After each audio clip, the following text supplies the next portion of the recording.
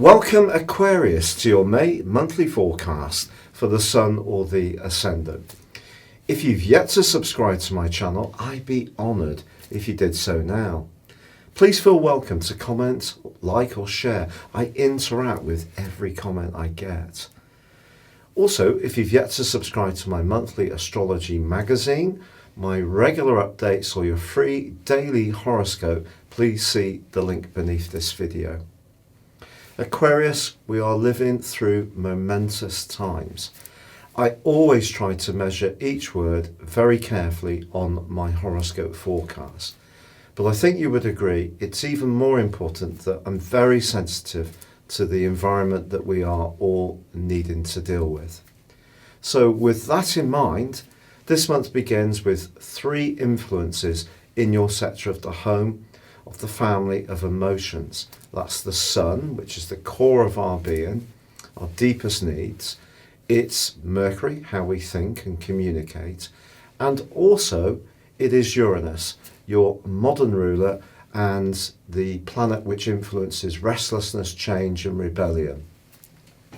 So it's possible that there can be some things going on right at the core of your situation, particularly as this month begins. And because we're mainly being asked to be more homebound for a period of time, in a way that seems to chime with what's going on in the wider world.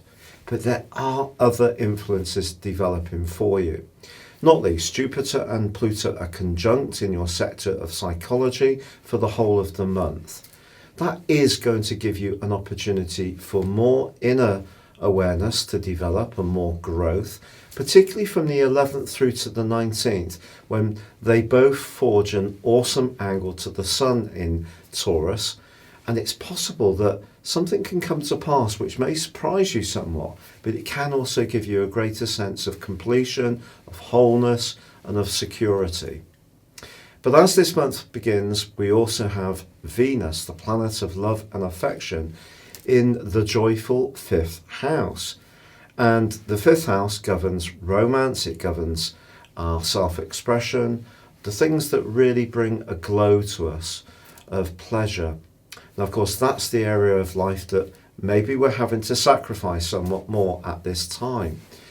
And also, Venus is forging a right angle with Neptune, the planet of dreams, for the whole of the month. Now, Neptune is actually a very influential and positive influence this month in some ways, but in this aspect, clearly, it does create the potential for confusion, which is what Neptune can do. But Neptune is also about idealism. So I think you could find yourself being very generous to those who are less fortunate this month, as Venus and Neptune square. And it's better to be generous to a fault than mean to a fault. But also it's worth understanding that when we are generous to our loved ones, and there's a bit of a choice in the equation, that we're not actually creating a situation where we're enabling someone's attitude or behaviour, which is a bit self-indulgent and spoilt. So if you have been in the role of supporting someone or propping them up by being very generous, it's probably not a bad thing not to get too caught up in the kind of rather guilty energy that Neptune can create and the generous energy that Venus and Gemini can create, and feel that you almost have to help someone out. It needs to be based on your terms as much as theirs. But we do have an incredible change on the 5th of May, because the North Node, also known as the point of destiny, which is almost like the societal direction of travel, inverts into the sign of Gemini, where it will be for the next 18 months. That has been in the part of your horoscope to do with work, discipline, structures, and of course in the sign of Cancer, that has been very much linked to your emotions as well. So you've probably been quite invested around those areas over the last 18 months. Now, a much more communicational, much more free-flowing, a much more outgoing vibe takes shape over this time to come. And whilst that may be a bit stop-start for now, it is going to provide lots of opportunities for you. Now, the 7th does see a full moon in the sign of Scorpio, the most passionate full moon of the whole year. But this and the Sun actually forge a gorgeous angle to Neptune.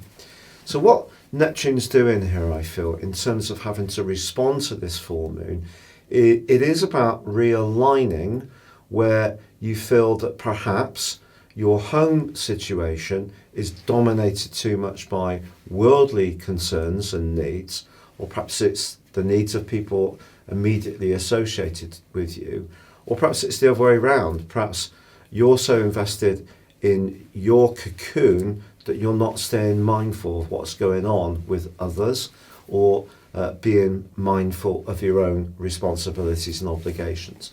So usually with full moons, there's some kind of readjustment that needs to happen. We need to align to get ourselves a bit more into balance.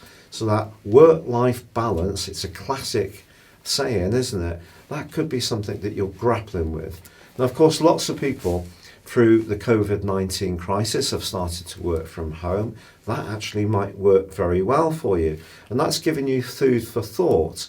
And indeed, on the 13th, Mars, the planet of drive, moves out of your sign, where it's giving you a lot of passion and drive and determination at the start of this month, into the sign of Pisces, which is your sector of resources.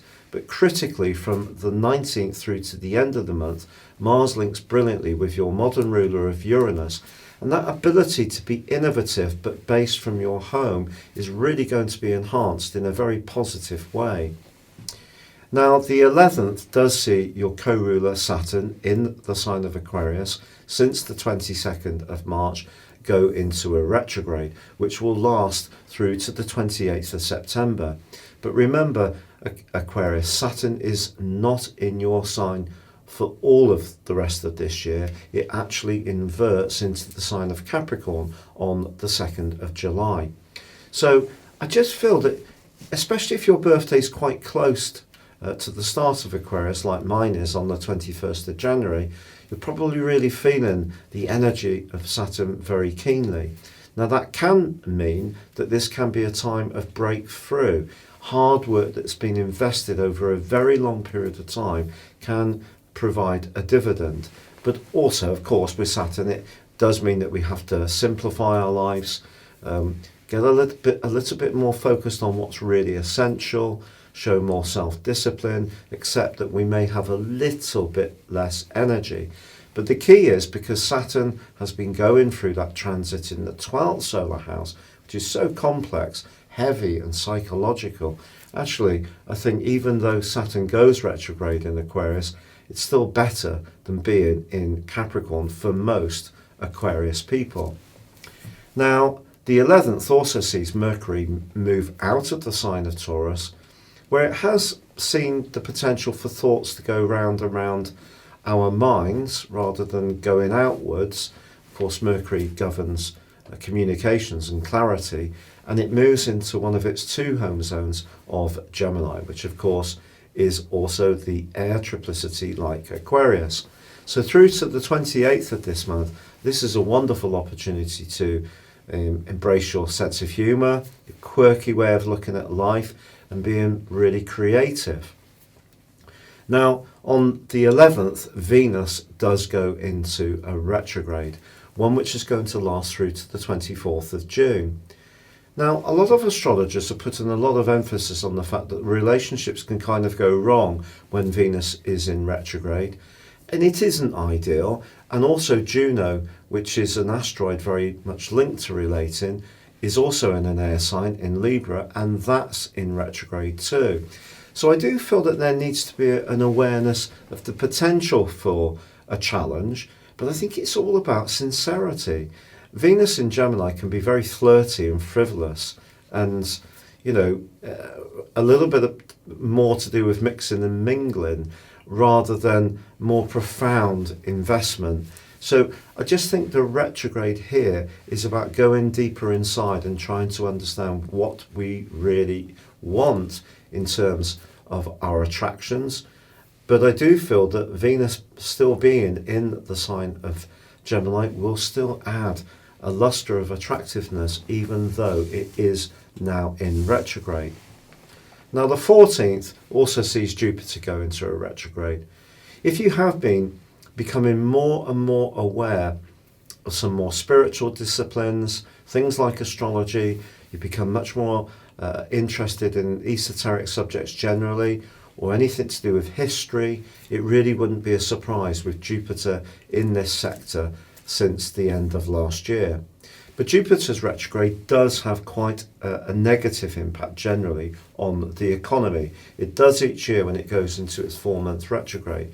So I think we have to accept that there are going to be still some headwinds around recovering from this crisis. It's not just about the health, it's the health of everyone's ability to feed and keep a roof over their heads and pay their bills.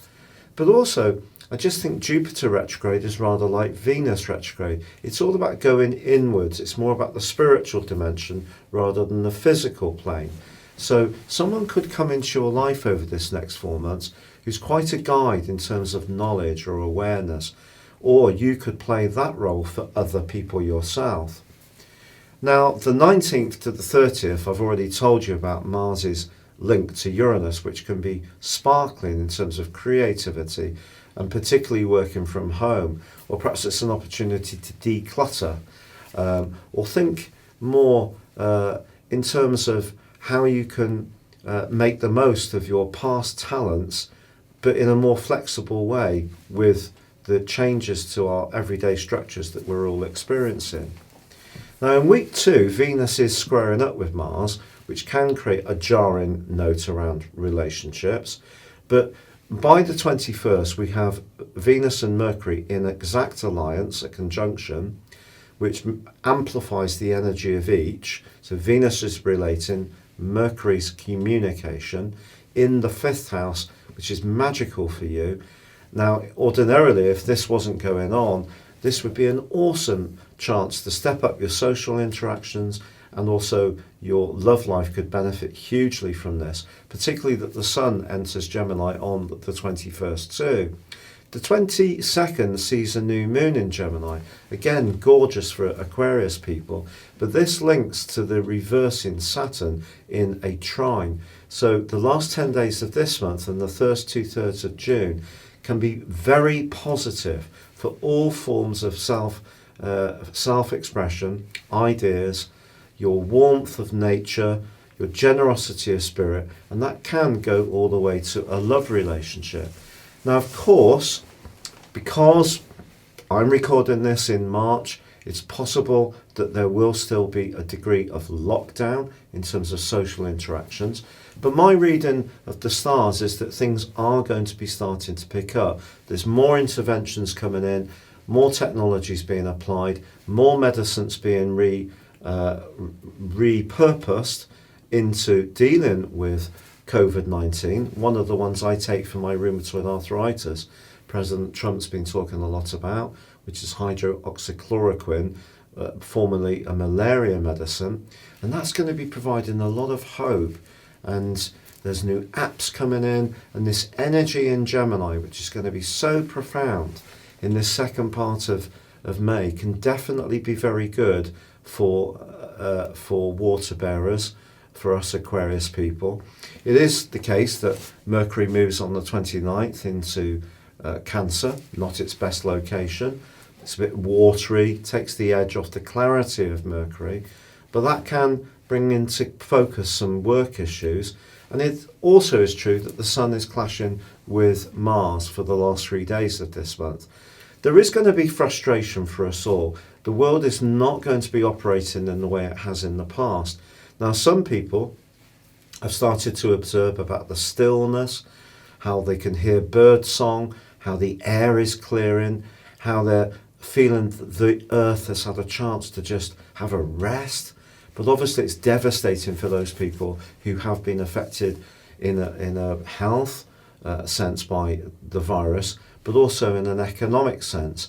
But I think generally you're moving into your power, and all we can do within the constraints we've got, whether we have to work through the prism of online or It's more difficult to manifest our hopes in a more physical way, but I do feel the stars are really coming in to support Aquarius people in quite a super way. So we've just got to hope that the environment on the outside is coming back into sync a lot more. Things are beginning to open. We're having a clear up rate. There's more identification, more testing, and a greater sense of confidence and security for all. Thank you so much for joining me for your monthly horoscope forecast. I'd love it if you would subscribe to my monthly magazine and my regular mail-outs, which are high quality astro journalism. You can also get your free daily horoscope within this emailed to you each day. Then again, if you'd like to have a one-to-one with me or order your personal 12-month forecast and character analysis and get 30% off them, please see the links beneath this video. But for now, good luck and goodbye.